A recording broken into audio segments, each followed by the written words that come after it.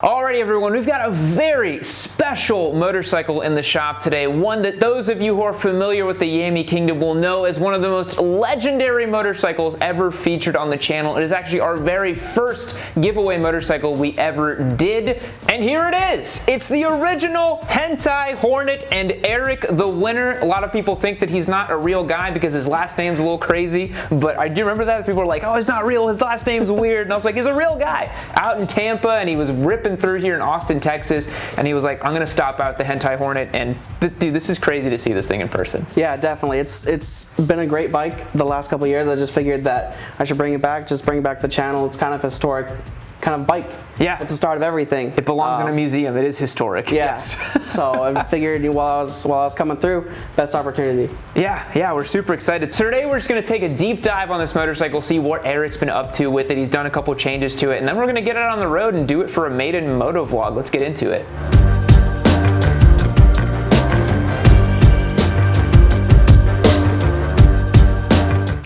Guys, as I mentioned, this is one of the most legendary motorcycles on Yammie Noob. It is the original Hentai Hornet. Spike, you remember this thing very well, don't you? You were one of the original Discord boys. I was one of the Discord boys who voted on this back in the day, not knowing how much of a crusty nugget it was when we first were looking at it online. And I remember seeing it at Maxim Honda when I brought up the donor engine for that bike. Yep.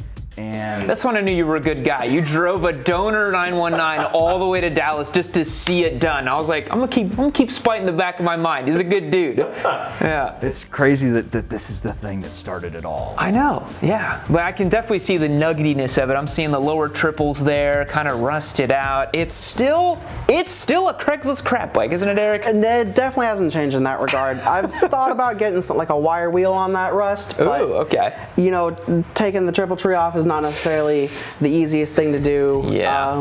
I've done my best to like maintain it, do upgrades here and there, definitely usability, but definitely hasn't changed what it originally was. Yeah, I think that's so great. Honestly, the thing that surprised me most is just seeing the tank is still in great shape here. I did not expect it to live this long. You said it actually lived outside for a little bit too. Yeah, the bike was outside for about 6 months, and the sticker bomb with a couple of coats of clear coat on it have held up really well, considering the circumstances. As everyone knows, arts and crafts are my specialty, not mechanical know-how, so that's what I'm good at. So you were mentioning a couple things you've done here and there. Walk me through some of the upgrades or changes you've made to it so far. Yeah, so one of the first things I did is I actually bought a power commander off Spite here, and so I got that in. It fixed a lot of the throttle issues, made power delivery a lot smoother.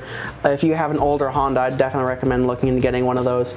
One of the things that I did is I got the T-Rex like drop bars and slider kit. One of the things that these 919s are famous for is having dents in the tank, so didn't want to be in that statistic. Yeah.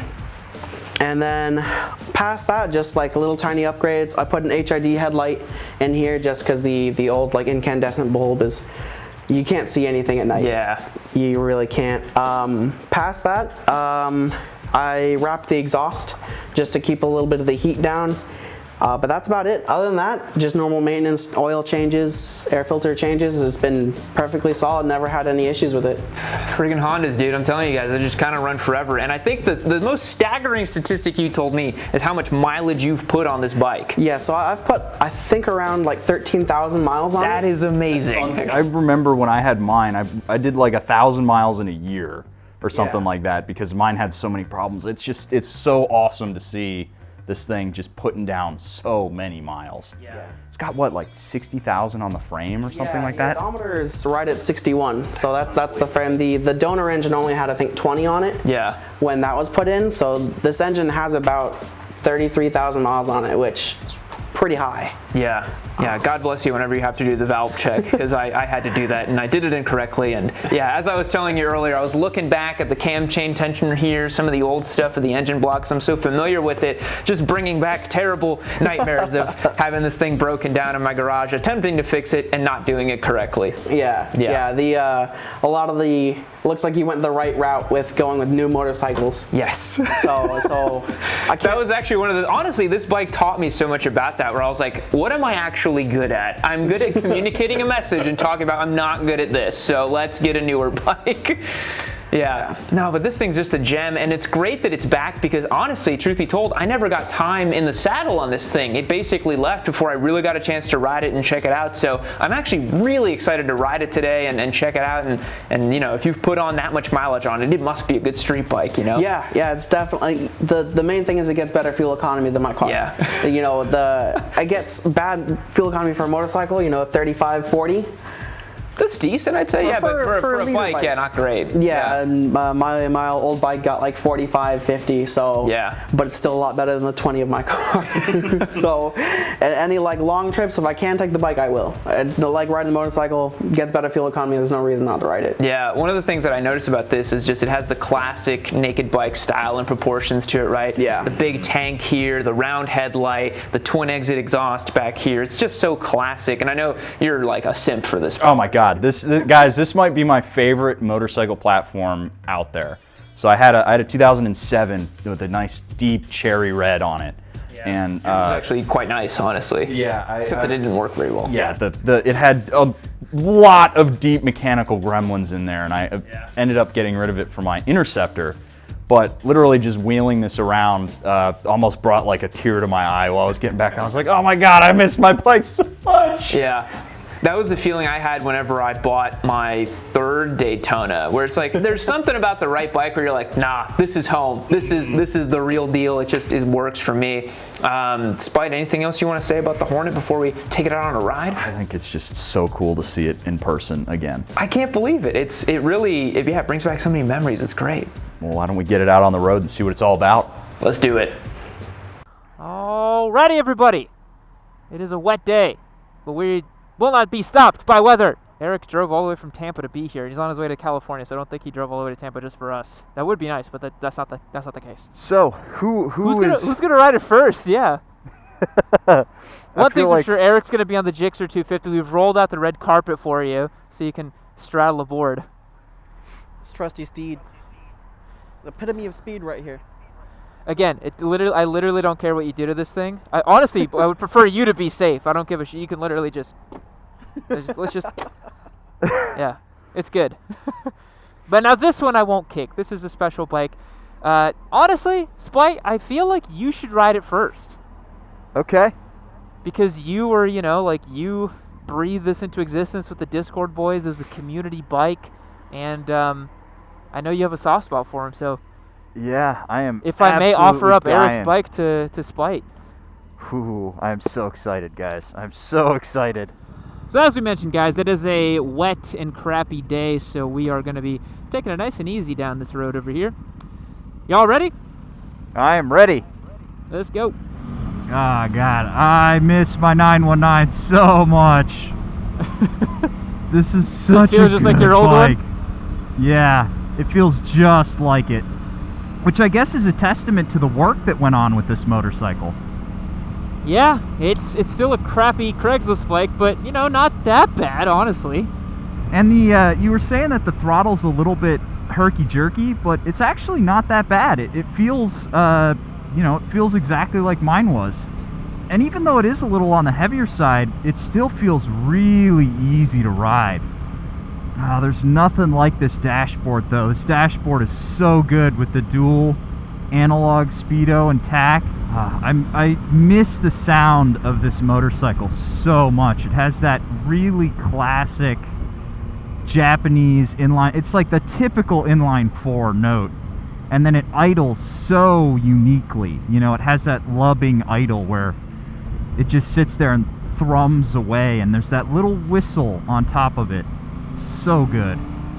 Man, this thing rides like a cushioned dream. It's not like, the suspension's not tuned super high, even though it is fully adjustable, but it rides so smooth. It just soaks up all the bumps really nicely. You can tell it's such a street bike.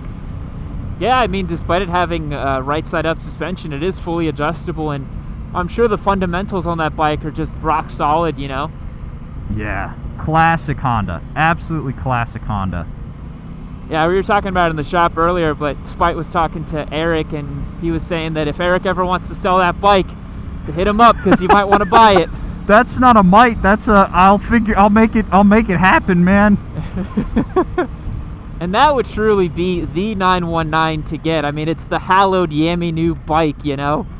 You got to get on this thing, man. You got to get on it. Yeah, man. I know. I want to try it out. I just can't believe it's right next to me, man. The Hentai Hornet. So good. This is your first real ride on this thing too, right? Yeah. The only time I rode this motorcycle was when I purchased it and I rode it back home in the wet, in the rain, and I was like, man, this thing's a piece of shit. I broke it all down, and then I broke it, and then I took it up to Maximum, said, please fix it. They swapped in the new engine, and then it went off to Eric. I never got to ride it, so this is my genuine first ride on this bike. I'm so excited to hear what you have to say about it. Oh, man. Yeah, oh, it's just classic, man. This bike is so old school, but in a good way, you know? Yeah. Like, it's, this is classic motorcycling. It's so, man, it's butter smooth. Like, that's great. Yeah, the Power Commander really cleaned up a lot of like the lower idling like tendencies of that bike, as well as just the power delivery. Wow. That's great. Oh yeah, we're going uphill. The Jixer's enemy is a hill. What a unique sound this thing has. And it's funny having the Undertale exhaust, you really feel like it's coming out of your butt almost, you know? Like It looks so cool going down the road from behind. I've never actually been behind a 919 before. Yeah, no, they're very distinct. I can't believe I'm riding this thing right now, man. I just remember like this being in my garage for forever. This is so cool. I never thought I'd ride it again. I was like, oh yeah, it's gonna be with Eric, and it was, you know, the one that got away type of thing. It's so cool to have it here in person, man. This is so awesome. Yeah, Spite, you gotta buy one of these, man. If not this one, then we gotta get another one. Maybe we can do a 919 project bike like we're doing with your DRZ for the next Partzilla bike. I would be totally happy with that too. I mean, they're just such good motorcycles. I don't know what, like there's such a conflux of typical Honda stuff in that motorcycle, but there's still a lot of attitude to it, you know? It doesn't feel like a modern Honda where it's totally brushed smooth.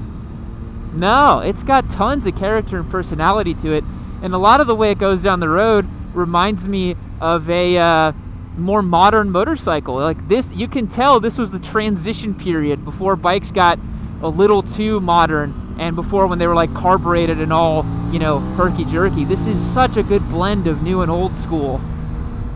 One thing I love though is the shifter feel is so crisp for an old bike. But yeah, so you were saying it's not actually a choke, but idle fuel adjustment, right? Yeah, so if it's too the ECU only has a certain range of fuel adjustment that I can do. So if the temperature is too low and it needs to run too rich, you have to manually adjust a knob down in the intake to allow it to get more fuel. Basically just adjust what that range is. And then whenever it actually gets up to temperature, you have to go and adjust it back, otherwise it'll start idling too high.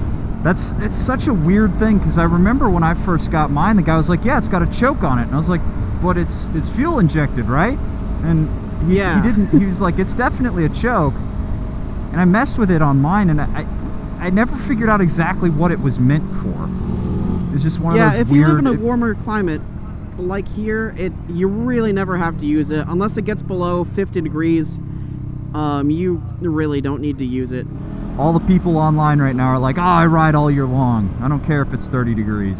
Yeah, everyone knows that everyone online is cooler and does more than you. But yeah, it's crazy. You can really tell with that Power Commander and that -1 sprocket. Man, this thing, if it was dry, you could really pop some pretty sweet wheelies with this thing if you wanted to. Oh yeah, it would have no problem doing that. Man, it just looks, from the side, it looks like the typical, when you think of the word motorcycle, that's what you would think of. Yeah. It's got such class about it, even with the Ahegao wrap.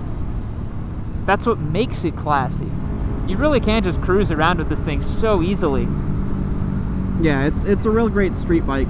I don't know how it would handle on the track, but Probably not great, but honestly, you could still do it. No doubt, you could still have fun with this on track. I love the stink. It's got such a distinctive stink to it, you know? When I had mine, my girlfriend hated it. You know, we You'd probably would come ride back around. home smelling like this, right? Yeah, we'd ride around, and I didn't have super long hair at the time. It was longer. But she would still, you know, she has long hair, and she'd put it up in a bun and ride on the back of it. And she'd come home, and she's like, oh, I got to get in a shower right now. Just because it sits right behind you in that little, like, bubble, that draft bubble that you create.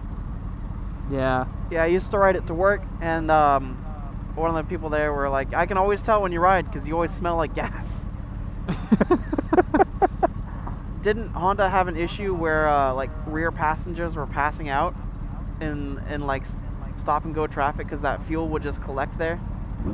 I'm not sure if they were passing out, but they certainly got like high off the fumes, because it does really bad at adjusting its own AFR. Yeah, the early Honda fuel injection is not the most sophisticated.